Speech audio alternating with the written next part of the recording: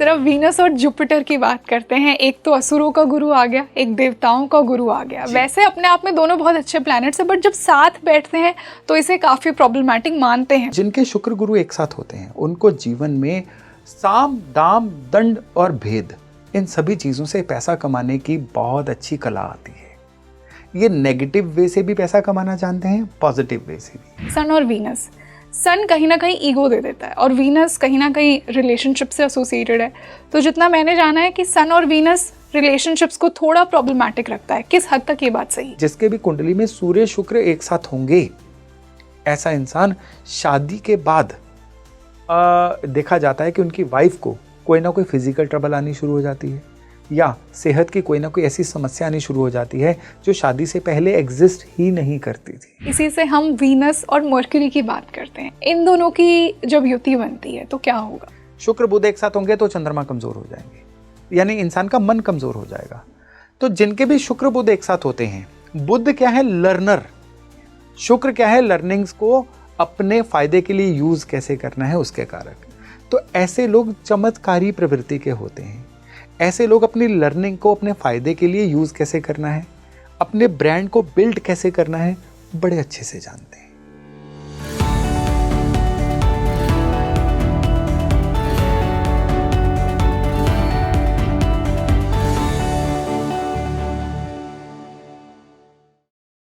Hello and welcome back to your favourite spiritual podcast speaking tree, और मैं हूं आपके साथ रंगोली शर्मा। दोस्तों, वीनस, शुक्र की हम इतनी बात क्यों करते हैं? क्योंकि शुक्र है ही इतना इम्पोर्टेंट। वीनस के जितने भी पॉडकास्ट होते हैं आपको वो सभी बहुत पसंद आते हैं, और आज का भी उतना ही पसंद आने वाला है, क्योंकि वीनस अपने आप में है ही इतना इम्पोर्टेंट प्लैनेट। वीनस आपको wealth, luxury, beauty, love, materialistic comforts, ये सारी चीज़ें देता है। अगर लाइफ को मटीरियलिस्टिकली एंजॉय करना है तो वीनस का अच्छा प्लेस होना बहुत ज़रूरी है। और आज के पॉडकास्ट में हम वीनस को डिस्कस तो करेंगे, बट पहले के पॉडकास्ट से थोड़ा अलग तरीके से करेंगे। जी हाँ, आज हम वीनस की युति, कंजंक्शन को डिस्कस करेंगे।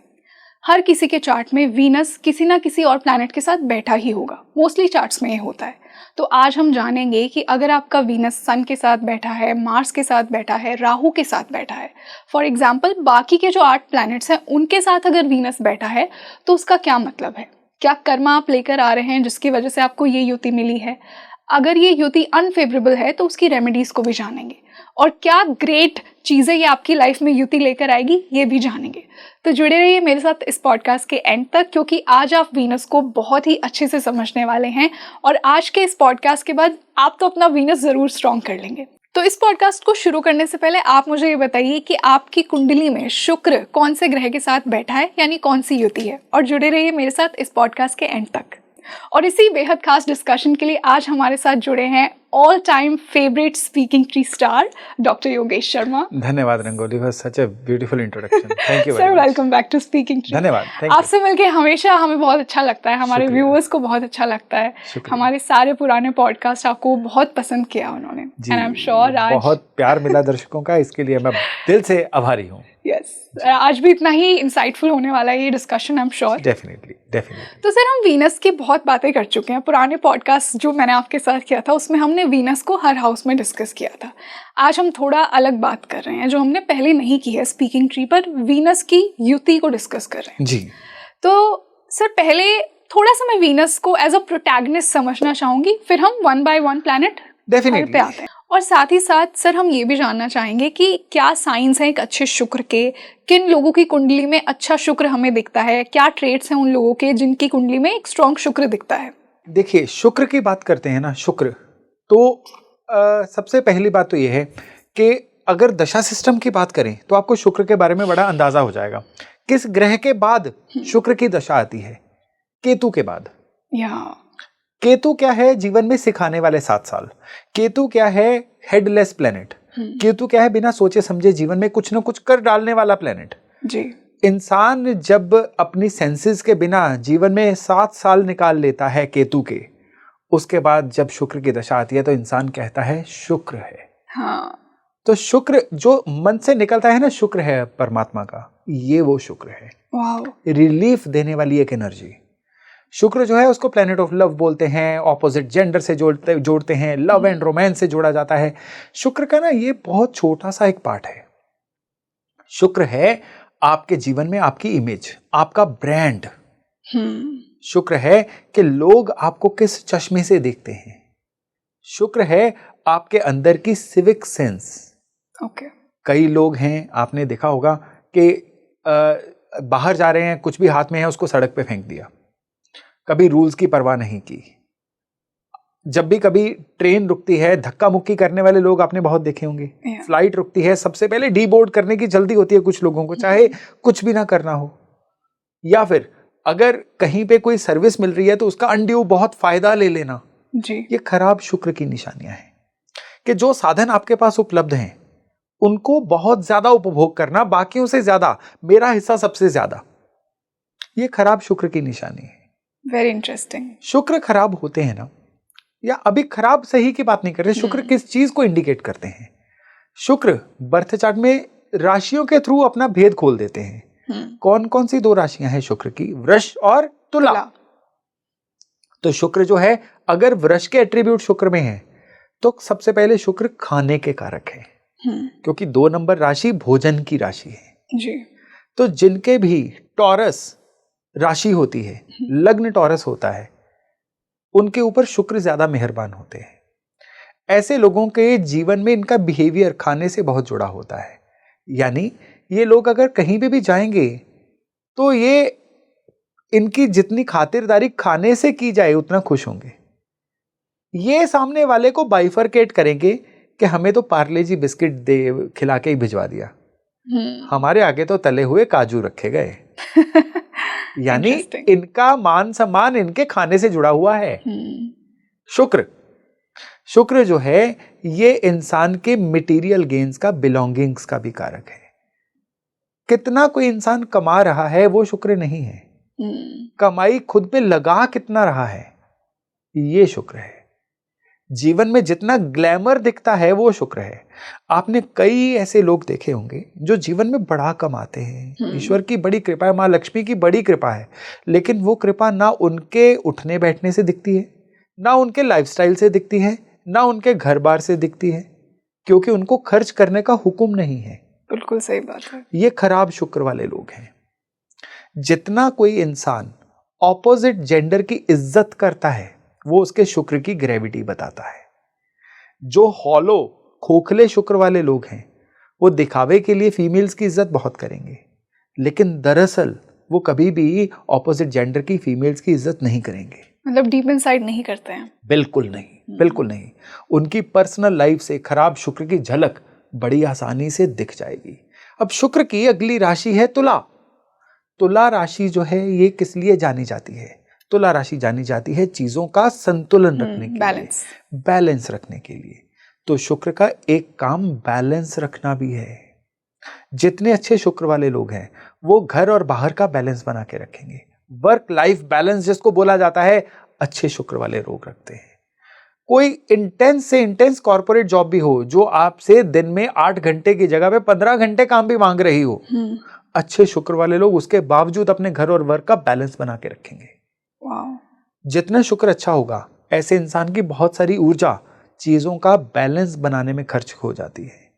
लेकिन जिनका शुक्र खराब होगा और वो बैलेंस बनाना चाहे ना, तो फिर वो क्या करते हैं, वो बैलेंस बनाने के चक्कर में चीजों को बिगाड़ भी देते हैं। कि जैसे अपनी मदर और बीवी के बीच में बैलेंस बनाना हो तो वो दोनों की जगह पे हाँ करके आएंगे और दोनों जगह पे ही एक्सपोज हो जाएंगे। ये खराब शुक्र की निशानी होती है। शुक्र जो है ये आगे जब हम प्लैनेट्स की युति अभी डिस्कस करेंगे ना, तो आपको इसका बहुत अच्छे से अंदाजा हो जाएगा कि शुक्र जब बाकी प्लैनेट्स के साथ आता है कैसा बिहेव करता है। लेकिन उससे पहले एक चीज जान लीजिए कि शुक्र जो है ना, ये सबसे जरूरी है आपकी रिकवरी पावर। कोई इंसान बीमार होके रिकवर कैसे करता है, ये शुक्र है। शुक्र शुक्राचार्य से जोड़ के देखा जाता है। शुक्राचार्य कौन है? असुर गुरु। अब उनसे ही आप शुक्र के कितने ही एट्रीब्यूट्स देख सकते हो। असुर गुरु, उनके पास सबसे बड़ी विद्या कौन सी है? संजीवनी विद्या, मृत को जिंदा करने वाली विद्या। इसके लिटरल सेंस में मीनिंग मत लीजिए कि मरा जिंदा हो जाएगा। शुक्र का मतलब है कि मृत प्राय इंसान में प्राण फूंकना।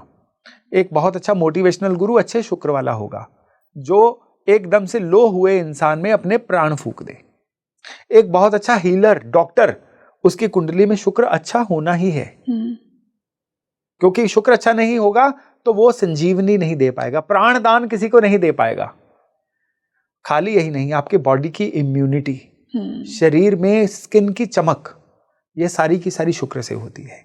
जो खराब शुक्र वाले लोग हैं, आप कभी भी उनको देखिए, उनकी त्वचा मुरझाई हुई होगी, उनके लुक्स से कभी भी जीवन का एहसास नहीं होगा, बुझे बुझे होने का एहसास होगा।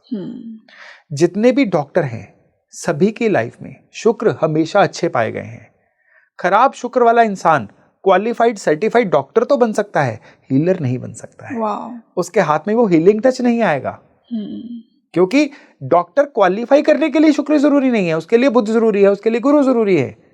लेकिन डॉक्टर बन के मरीज को अच्छे से लगातार ठीक करने के लिए, जिसको हम उर्दू में शिफा वर्ड बोलते हैं कि उसके हाथ में शिफा है, वो जिसको हाथ लगाए वो ठीक हो जाता है, उसके लिए शुक्र का सही होना बहुत जरूरी है। और यही नहीं, शुक्र जो है, जितने भी आईएएस या यूपीएससी वाले या हाई ऑफिशियल्स होते हैं, बड़े बड़े राजनेता होते हैं, उनकी कुंडली में भी शुक्र के अच्छे हुए बिना वो लोग इस सर्किट में, उस ऑर्बिट में नहीं जा पाते हैं। क्यों? कोई भी इंसान कैबिनेट मिनिस्टर बनता है, बड़ा राजनेता बनता है या आईएएस ऑफिसर बनता है, तो उसमें उनके पास पावर तो होती है जो सूर्य का कारक होती है, लेकिन उनके जीवन में लग्जरी भी साथ में होती है। बिल्कुल। आप कह लीजिए जी वो नेताजी बड़े सादे हैं, लेकिन वो सादे होके भी 1500 गज के घर में तो रह रहे हैं। उनके पास कम से कम 20 अर्दलियों की फौज तो है। उनका सादा जीवन जो है, वो चाहे बंगले के अंदर हट बना के रहे तो लग्जरी लाइफ रहे हैं। जीवन में जब भी लग्जरी ऐड होगी, शुक्र हमेशा बलवान होंगे। खराब शुक्र वाले लोग जो हैं, उनके घर से लेके उनकी आउटलुक तक, उनके व्यवहार से लेके उनकी स्पेंड करने की आदतों तक आपको शुक्र का बड़े अच्छे से अंदाजा हो जाएगा। ठीक है सर, अब हम इसी से हर युति पे आते हैं। तो सबसे पहले हम सन से ही स्टार्ट करते हैं। राजा, देखिए मैंने जो इस युति के बारे में जितना पढ़ा है, सन और वीनस, सन कहीं ना कहीं ईगो दे देता है और वीनस कहीं ना कहीं रिलेशनशिप से एसोसिएटेड है।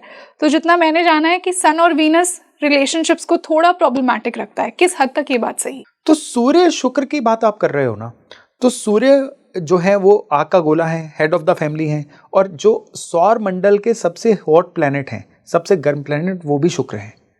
तो दो हीट जनरेटिंग प्लैनेट जब एक ही भाव में होंगे ना, तो सबसे पहले तो कुंडली में जब भी सूर्य शुक्र एक साथ होते हैं, तो कुंडली में से कह लीजिए नमी खत्म हो जाती है। नमी क्या है? इमोशंस। तो चंद्रमा जहां पे भी बैठे होंगे, उसके रिजल्ट्स कहीं ना कहीं कमजोर हो जाते हैं।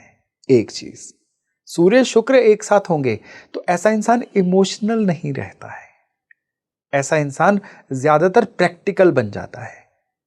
ऐसा इंसान जो है, अगर शुक्र बहुत पास हो सूर्य के, तो शुक्र अस्त हो जाते हैं जी। तो लाइफ पार्टनर को चुनने में भी ऐसा इंसान जो है कई बार ओवर रैशनल अप्रोच रख लेता है, और उसकी वजह से ये शादी या वो रिश्ता नहीं सौदा बन जाता है, और बाद में ऐसा इंसान पछताता है।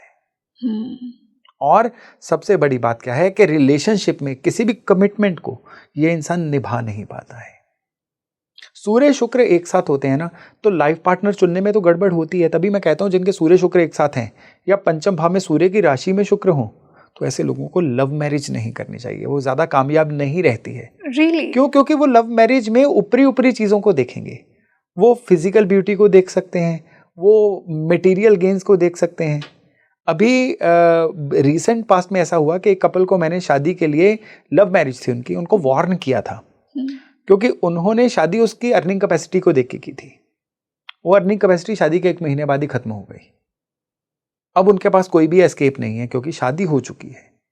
मैं ये नहीं कहता हूं कि सूर्य शुक्र वालों को लव मैरिज नहीं करनी चाहिए, लेकिन लव मैरिज में उनको खाली सौदा नहीं करना चाहिए, कहीं ना कहीं इमोशंस को सामने रखना चाहिए। सूर्य शुक्र जब एक साथ हो और क्लोज कंजंक्शन में हो ना, जहां पे शुक्र अस्त हो जाए, तो ऐसे केसेस में शुक्र के खराब वाले बहुत सारे रिजल्ट देखने को मिलते हैं। मेल्स में जो है रिप्रोडक्टिव कैपेबिलिटी ये कम हो जाती है, स्किन की ट्रबल्स बहुत ज़्यादा आनी शुरू हो जाती हैं, और ऐसे इंसान जो है चाह के भी जीवन में वैल्यू ऐड करने पे, लग्जरीज पे, ज्यादा खर्च नहीं कर पाता है। सूर्य शुक्र वैसे भी आपस में मित्र तो है नहीं जी। तो उसकी वजह से क्या होता है कि जिसके भी कुंडली में सूर्य शुक्र एक साथ होंगे, ऐसा इंसान शादी के बाद देखा जाता है कि उनकी वाइफ को कोई ना कोई फिजिकल ट्रबल आनी शुरू हो जाती है या सेहत की कोई ना कोई ऐसी समस्या आनी शुरू हो जाती है जो शादी से पहले एग्जिस्ट ही नहीं करती थी। तो सूर्य शुक्र किसी भी भाव में हो, सबसे पहले तो उस राशि लॉर्ड को बलवान करना चाहिए। ओके, फर्स्ट रेमेडी यही है। हाँ, और दूसरे उस शुक्र को भी उस जिस भाव में भी है उसके हिसाब से थोड़ा सा बलवान करना चाहिए। हालांकि इसी वीडियो के एंड में मैं शुक्र को बलवान करने की कुछ टेक्निक्स दूंगा, लेकिन जिनके भी अपनी कुंडली चेक करिए सूर्य और शुक्र एक साथ हैं, उनको हमेशा इस बात पे ध्यान देना है कि अपने शुक्र को और अपने चंद्रमा को हमेशा सही रखे। चंद्रमा यानी आपकी इमोशंस, और शुक्र जो सूर्य की वजह से ताप से जल चुके हैं उनको सही रखना है। केवल इतना भर करिए और फिर कुंडली में शुक्र से संबंधित कोई भी समस्या नहीं आएगी। जी बिल्कुल। सर, अब वीनस और मून की बात करते हैं। दोनों बहुत ही सॉफ्ट से प्लैनेट्स हैं, बट कहीं ना कहीं इस युति को जितना मैं जानती हूँ थोड़ा अनस्टेबल युति माना गया है, क्योंकि मून तो थोड़ी इंस्टेबिलिटी दे देता है इंसान। जी बिल्कुल। आप इनकी कार्य प्रणाली पहचानिए। एक प्लैनेट है जो लोगों की अनकंडीशनल हेल्प करता है, मून। वो प्लैनेट है जो हमेशा इमोशंस के साथ चलता है, मून। वो प्लैनेट है जो लगातार अपने साइज को ही चेंज करता रहता है, मून। वही शुक्र जो है ये एक तो हॉट प्लैनेट है, दूसरा शुक्र का काम है चीजों में इन्वेस्ट करना, खर्चा करना, अपग्रेड करना, जो चंद्रमा की अथॉरिटी में नहीं आता है।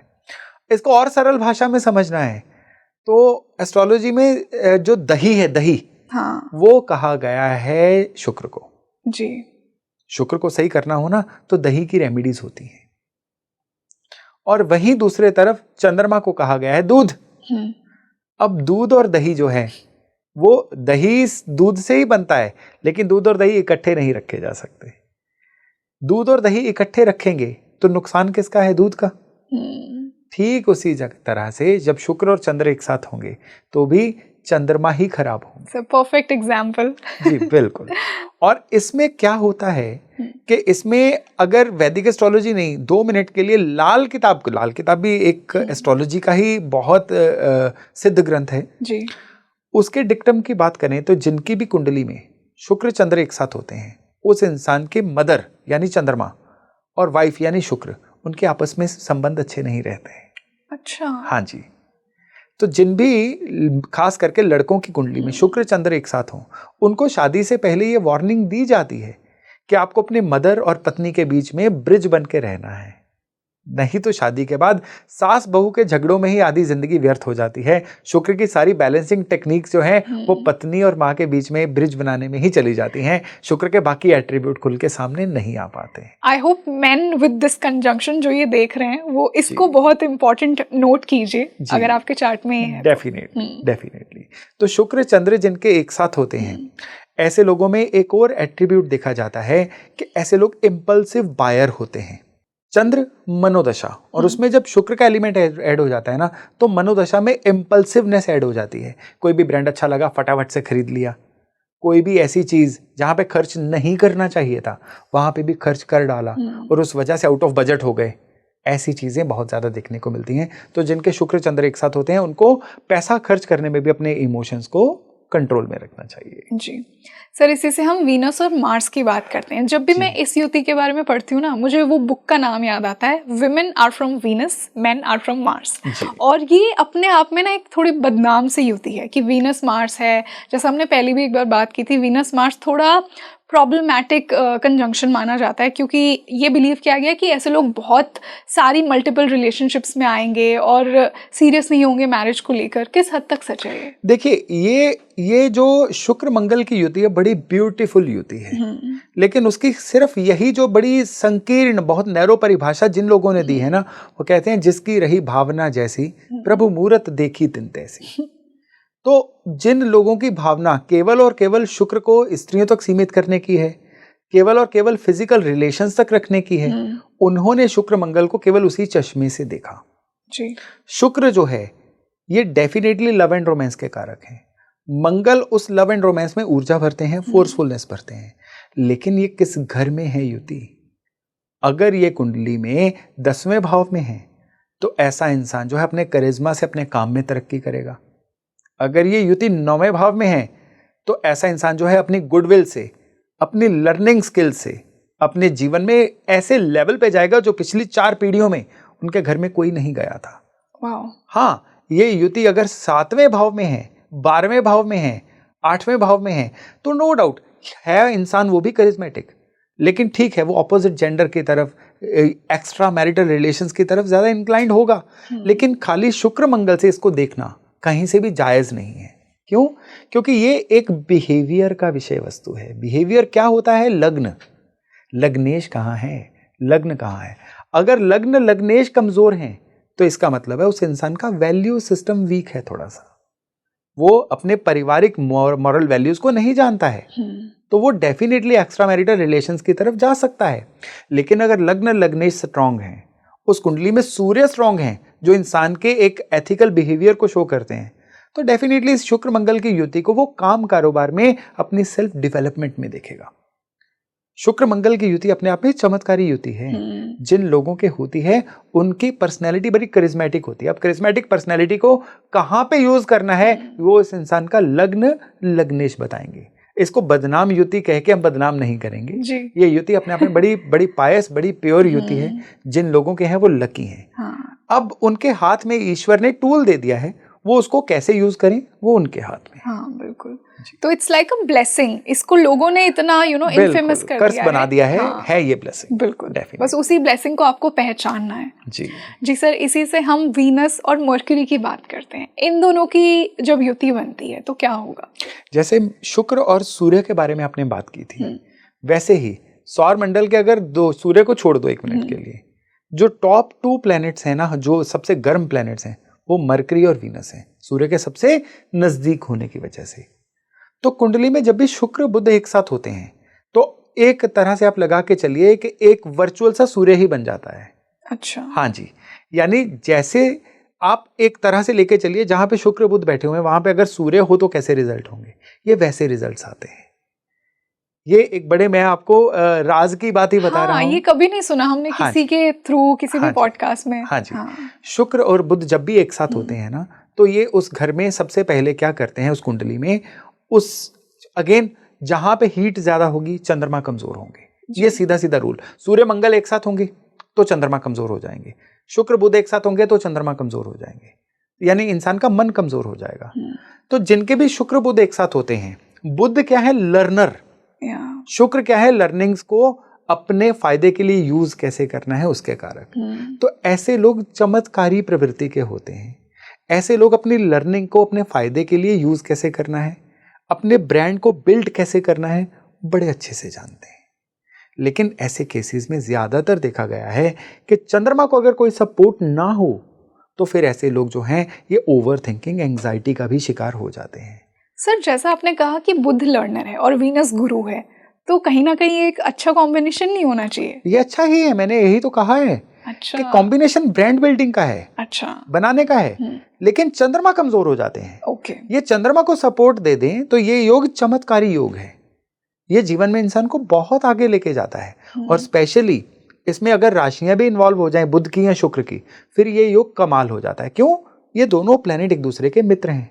अच्छा। एक दूसरे को कॉम्प्लीमेंट करते हैं। और सबसे बढ़िया बात क्या है कि ये अगर अच्छे घरों में, यानी कि 1, 5, 9 घरों में हो जाए, या 2nd या 7th हाउस में हो जाए, तो ये योग इंसान को धन के मामले में पूर्व जन्म के संचित कर्मों की वजह से, अपनी लर्निंग की वजह से, या अपने करिश्मेटिक पर्सनैलिटी की वजह से जीवन में बहुत आगे लेके जाता है। और इसमें चंद्रमा का स्ट्रांग होना, मैं बार बार कह रहा हूं, बड़ा जरूरी है। नहीं तो क्या होगा कि ऐसा इंसान लर्नर तो होगा लेकिन अपनी लर्निंग को यूज नहीं कर पाएगा। फिर ऐसा इंसान क्या है, केवल एक हॉलो हवा का गुब्बारा बन के रह जाएगा कि उसने सीख सब कुछ लिया लेकिन उस सीख को यूज कहां पे करना है वो पता नहीं चलेगा। क्योंकि आफ्टर ऑल एक चीज देखिए कि शुक्र गुरु तो हैं लेकिन असुर गुरु हैं जी। अब असुर कौन होता है? जो सुर में ना हो, वो असुर है। तो बुद्ध की लर्निंग्स को शुक्र कभी भी ढंग से अच्छी जगह पे अप्लाई नहीं होने देंगे। वो अप्लाई करने का काम थॉट प्रोसेस करवाएगा, वो थॉट प्रोसेस चंद्रमा ही देते हैं। तो हर हालत में इस युति में चंद्रमा का सही होना जरूरी है। तो ये कंडीशनल युति हो गई कि अगर ऐसा होगा तो फिर ये हर चीज सही होती जाएगी, नहीं होगा तो शुक्र बुध की युति जो है ये इंसान को एक वन टाइम वंडर बना के रख देगी। तो अगर सर कंक्लूड करें तो जिन भी लोगों का वीनस और मर्क्यूरी साथ में है वो अपने मून पे जरूर काम कीजिए। डेफिनेट। सर अब वीनस और जुपिटर की बात करते हैं। एक तो असुरों का गुरु आ गया, एक देवताओं का गुरु आ गया। वैसे अपने आप में दोनों बहुत अच्छे प्लैनेट्स हैं, बट जब साथ बैठते हैं तो इसे काफी प्रॉब्लमैटिक मानते हैं कुछ लोग। जी बिल्कुल। अब इसमें इसको समझाने के लिए मैं आज न्यूमरोलॉजी का सहारा लेता हूँ जी।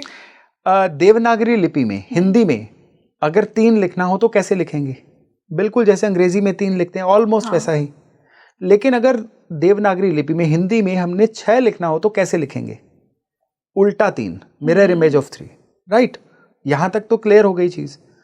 न्यूमरोलॉजी में 3 नंबर जो है वो किसका है? गुरु का। गुरु का। और 6 नंबर किसका है? शुक्र का। शुक्र का। तो जब गुरु और शुक्र के एक साथ होंगे तो नंबर्स में कैसे रिप्रेजेंट करेंगे? 36। तो आंकड़ा कौन सा होता है? 36 का आंकड़ा। 36 का आंकड़ा वो इसीलिए बना है, ठीक है, कि तू भी गुरु मैं भी गुरु। अब दोनों का ईगो क्लैश होगा। एक देवताओं का गुरु जिनका एथिक सिस्टम और है, मॉरल वैल्यूज और हैं। एक असुरों का गुरु जो कभी भी जिंदगी में ऑर्गेनाइज नहीं रहना चाहते, सुर में नहीं रहना चाहते, हर हालत में अपना हक लेना चाहते हैं, जैसे भी हो सके, साधन विहीन है, ऐसे लोगों का गुरु जो उनको रास्ता दिखा रहा है। तो शुक्र और गुरु एक साथ होते हैं तो ये असल में तो एक ब्लेस ही है कि ऐसे इंसान को उस घर के प्रति लर्निंग्स बहुत मिलती हैं। उसको पॉजिटिव लर्निंग्स भी मिलती हैं, उसको नेगेटिव लर्निंग्स भी मिलती हैं। जिस समय पे क्लासिकल टेक्स्ट लिखे गए थे उन दिनों में मॉरल वैल्यूज जीवन की सबसे बड़ी प्रायोरिटी होती थी, उसके अलावा और कुछ भी नहीं होता था। तब ज्यादा पैसा कमाना, ज्यादा प्रॉपर्टी अटेन करना राजा को अलाउड था, प्रजा को ज्यादा अच्छा माना भी नहीं जाता था। जितनी जरूरत है उतना करो। तब के जो स्क्रिप्चर्स हैं उसी हिसाब से लिखे गए। आज की डेट में हम बात करें तो आज पैसा कमाना एक one of the most necessary priorities है। जी बिल्कुल। ठीक है, ठीक है, मॉरल वैल्यूज रखना एक बहुत बड़ी प्रायोरिटी है, थी और रहेगी, लेकिन पैसा इग्नोर नहीं किया जा सकता। तो जिनके शुक्र गुरु एक साथ होते हैं उनको जीवन में साम दाम दंड और भेद, इन सभी चीजों से पैसा कमाने की बहुत अच्छी कला आती है। ये नेगेटिव वे से भी पैसा कमाना जानते हैं, पॉजिटिव वे से भी। ये अपने हुनर से भी पैसा कमाएंगे और किस तरह से अपने नियमों को ताक पे रख के मनी एक्यूमुलेट करनी है, इनसे बेहतर कोई नहीं जानता है। ये लोग थ्रू प्रॉपर चैनल भी किसी को समस्या से निकाल सकते हैं और इलीगल तरीके से भी किसी को समस्या से कैसे निकालना है इन लोगों को बहुत बेहतर पता है।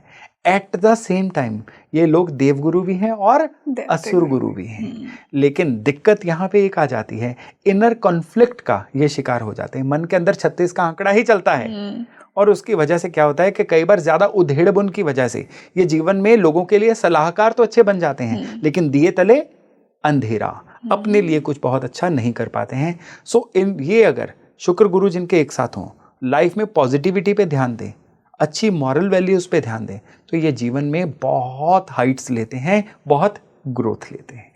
सर जितना मैंने समझा, आपने जो डिस्क्रिप्शन दिया कि कहीं ना कहीं इनके मन के अंदर वो कॉन्फ्लिक्ट रहता है कि मैं वो जुपिटर बनूं या मैं वो वीनस बनूं। डेफिनेटली, है ना, कि वो दिव्यता मेरी जुपिटर वाली लेकर आऊं या वो वीनस वाली थोड़ी कनिंगनेस, थोड़ा कपट लेके आऊं, थोड़ा वो वीनस वाला कपट लेकर आऊं। बिल्कुल। सर अब वीनस और केतु की बात करते हैं। इसको कहीं ना कहीं डिटैचमेंट कि वीनस क्या है, वाइफ है। अगर हम एक मेल के चार्ट में बात करें तो मैंने मोस्टली ये पढ़ा है कि वीनस और केतु साथ में आ गया तो वाइफ से तो शायद आपकी नहीं बनेगी या फीमेल से आपको डिटैचमेंट लाइफ में फेस करना पड़ेगा।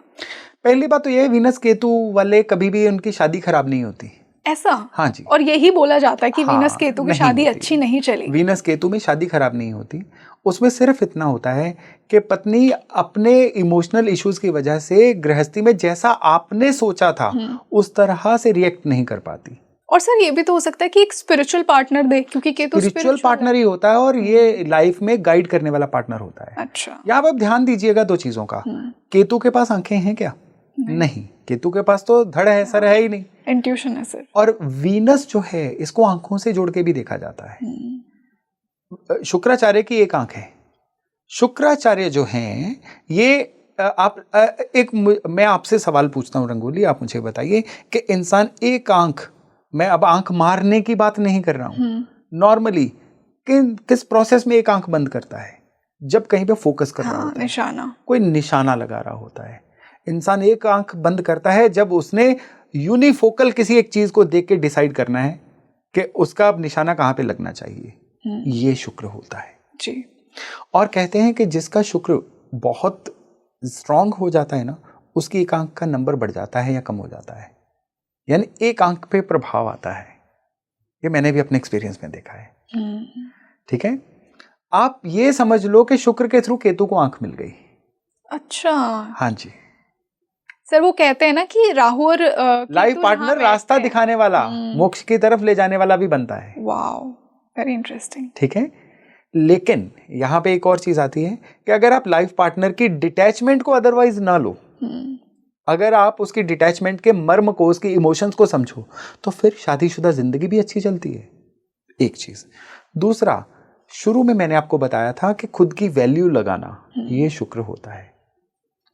केतु जो है ना, ये डिटैचमेंट के भी कारक हैं, ये इंफीरियरिटी कॉम्प्लेक्स के भी कारक हैं। राइट। तो शुक्र केतु जिनके एक साथ होते हैं ना, ऐसे इंसान ना अपनी सर्विसेज की, अपनी सेवाओं की ज्यादा वैल्यू नहीं लगा पाते। ये $1 मिलियन लोग होते हैं जो चवन्नी में खुद को बेचते हैं। रियली? हाँ जी, आपने बहुत सारे ऐसे लोग देखे होंगे जो बहुत क्वालिफाइड हैं, लेकिन अपनी सर्विसेज का पूरा मोल नहीं ले पाते, अपने आप को सही से पब्लिसाइज नहीं कर पाते, सही ऑडियंस तक खुद को पहुंचा ही नहीं पाते, लोअर लेवल तक रह जाते हैं। ये शुक्र केतु वाले लोग होते हैं। तो शुक्र केतु वालों को चाहिए अपनी सही वैल्यू लगाएं, अपनी वैल्यू समझें, अपने आप को महत्वपूर्ण समझें और सही ऑडियंस तक अपनी सेवाओं को लेके जाएं। तभी शुक्र केतु जो है वो जीवन में सार्थक होगा। जी सर, इसी से अब हम वीनस और सैटर्न की बात करते हैं। दोनों दोस्त माने गए हैं और अगर दोनों साथ में बैठ जाएं अगर किसी जातक की कुंडली में, तो क्या इफेक्ट्स आएंगे? शुक्र जो है वो लग्जरी के कारक हैं, शनि अभाव के कारक हैं। ये दोस्त हो भी जाएं लेकिन ये युति अच्छी नहीं कहलाती। हाँ बिल्कुल सर, क्योंकि दोनों बहुत ही ऑपोजिट नेचर है। दोनों बहुत ऑपोजिट हैं। शुक्र खर्चा करवाएगा, शनि बोलेगा क्या जरूरत है खर्च करने की। और अगर यहाँ पे क्या होता है, कौन पावरफुल है वो जीतेगा। अच्छा। अगर शनि अपने मित्रों की राशि में, शनि सपोज करिए मकर राशि में है, शनि कुंभ राशि में है, साथ में शुक्र बैठ गया, तो ऐसा इंसान खुद पे लगा ही नहीं पाएगा। शुक्र के सारे एट्रीब्यूट नेपथ्य में चले जाएंगे, बैकग्राउंड में चले जाएंगे। ठीक वहीं शनि जो है अगर वृष राशि में आ जाए, शुक्र की राशि में आ जाए, तो यहाँ पे क्या होगा कि शनि बोलेगा जरूरत नहीं है खर्च करने की, शुक्र खर्च करवाएगा और फिर शनि से उतनी मेहनत करवाएगा दोबारा से उस खर्चे को पूरा करने के लिए। तो इसी कन्फ्लिक्ट में जिंदगी चली जाती है। ऐसा इंसान जो है ये सूडो रिच मैंने कि रिच बनने की कोशिश करेगा लेकिन ब्रांड्स पे खर्चा नहीं करेगा। अच्छा। डुप्लीकेट ब्रांड्स को लेके आएगा। वाओ। हाँ, अपने आप को रिच ऐसा दिखाने की कोशिश करेगा कि 2 मिनट में सामने वाला पकड़ लेके भाई तू रिच दिखने की कोशिश कर रहा है, तो रिच असल में है नहीं। वो मैं दोबारा से एक वो गजल है उसकी 2 लाइनें बताता हूँ कि जो खानदानी रईस हैं वो मिजाज रखते हैं नर्म अपना, तुम्हारा लहजा बता रहा है तुम्हारी दौलत नहीं है। वाओ। ये शनि और शुक्र वाले लोग हैं। लाउड बनने की कोशिश करेंगे, कुछ ऐसा एक्सेसरीज अपनी लाइफ में ऐड कर लेंगे जो दिखने में पकड़ी जाएंगे। ये कहाँ से ली गई हैं, वो फेकनेस दिख जाती है, फेकनेस दिख जाती है बस। तो उनको फेकनेस अवॉइड करनी है बस, नहीं तो फिर शनि की मेहनत और शुक्र की लग्जरी मिलके चमत्कार भी करेंगी। बिल्कुल। सर अब लास्ट युति पे आते हैं। आई एम श्योर कि ये लोग भी वेट कर रहे होंगे कि हमारा भी बता दो। वीनस राहु, वीनस मार्स, जितना ही प्रॉब्लमेटिक लोग इसे मानते हैं, पर at the same time I believe कि देखिए अगर अच्छे प्लेस्ड हों तो राहु तो एग्जैजरेट करता है चीज़ों को, तो राहु विनोजन क्वालिटीज़ को एग्जैजरेट करने की क्षमता भी रखता है। जी डेफिनेटली। वीनस राहु का जो खराब एट्रीब्यूट है वो है रिश्तों में खराबी। अच्छा। गलत फहमी, राहु गलत फहमी है, शुक्र रिश्ता है, इल्यूजन। तो रिश्तों में कोई ना कोई चीटिंग या गलत फहमी कई बार देखने को मिल जाती है अगर यहाँ पे सप्तम भाव, दूसरा भाव, ऐसे भाव या 12वां भाव इंक्लूडेड हो। 12वें भाव में वीनस राहु हो तो कहते हैं कि बेडरूम में कभी भी आर्गूमेंट नहीं करना चाहिए, बेडरूम में आर्गूमेंट जरूर करवाता है। यानी 12वां भाव जो है ये बेड का है और बेडरूम में ये राहु ऐसी इल्यूजन क्रिएट करेगा कि डिफरेंस ऑफ ओपिनियन वहां पे निकल के सामने आएगा, सारा दिन अच्छा निकल जाए। वीनस राहु एक साथ है, जैसा वीनस केतु में अंडर वैल्यू बताया था, ये ओवर वैल्यू है। इनका सब्सटेंस उतना नहीं होता जितना ही खुद की वैल्यू बना लेते हैं। आपने बाजार में कई ऐसे लोग देखे होंगे, ऐसे प्रोडक्ट देखे होंगे जिनकी वैल्यू असल में इतनी है नहीं, लेकिन ओवर वैल्यूड बताए गए हैं। कोई हमने ऐसे पर्स देखे हैं जो कई कई लाखों के पर्स हैं, लेकिन उनका सब्सटेंस इतना नहीं है। वो अपनी ब्रांड की वैल्यू ले रहे हैं, लेकिन ब्रांड की वैल्यू देखने पे भी लगता है ऐसी वैल्यू हो नहीं सकती है। हाँ। ये वीनस राहु है। तो मतलब शो ऑफ, थोड़ा शो ऑफ और ओवर वैल्यू। अच्छा। वीनस केतु अंडर वैल्यू था, अच्छा। वीनस राहु ओवर वैल्यू है, और उसकी वजह से भी इनके जीवन में, इनकी ब्रांडिंग में फर्क आते हैं। तो वीनस राहु वालों को एक तो गलत फहमियों से बचना है, आफ्टर सनसेट कभी आर्गुमेंट में नहीं जाना है रिलेशनशिप में, और खुद को ओवर वैल्यू करने से, जेन्युइन वैल्यू रखें, ओवर वैल्यू करने से बचाना है। बिल्कुल। वाह, तो सर मुझे तो एकदम मास्टर क्लास लगी है कि आज हमने इतने यूनिक पर्सपेक्टिव्स आपने दिए, जो हमने वीनस के बारे में बातें नहीं सुनी थी। पहले आपने स्टार्ट ही वहाँ से किया, फिर हमने युतीस को बहुत ही कैरेक्टर्स की तरह समझा। तो आई होप कि हमारे दर्शकों को भी उतनी ही क्लैरिटी मिली हो आज के इस डिस्कशन से। देखिए, कोई भी युति अच्छी या बुरी नहीं होती है, इट्स जस्ट दैट कि हमारा पर्पज़ है आपको एक क्लैरिटी देना, अंडरस्टैंडिंग देना, खुद को बेहतर समझना। और वही ज्योतिष का भी गोल होता है। ज्योतिष में जो ज्योति, आप उसको ना भूलें। आप इसको खुद को हार्म करने के लिए ना यूज़ करें कि ओ मुझे तो ये युति मिल गई तो मेरी तो लाइफ बर्बाद हो गई। ऐसा कुछ नहीं है। जैसा सर ने बताया कि आप ये रेमेडीज़ भी कीजिए और आपकी लाइफ में आपको ज़रूर बेनिफिट्स देखने को मिलेंगे। और शुक्राचार्य तो आई होप सब पे मेहरबान हो। सो आप इस पॉडकास्ट को ज़्यादा से ज़्यादा शेयर कीजिए और मुझे बताइए आपकी कुंडली में कौन सी युति है, आपका शुक्र कैसा प्लेस्ड है, क्या आपने आज के इस डिस्कशन से रिलेट किया। और हम मिलते हैं जल्दी एक और बेहतरीन पॉडकास्ट के साथ। मैं हूँ आपके साथ रंगोली शर्मा। नमस्ते।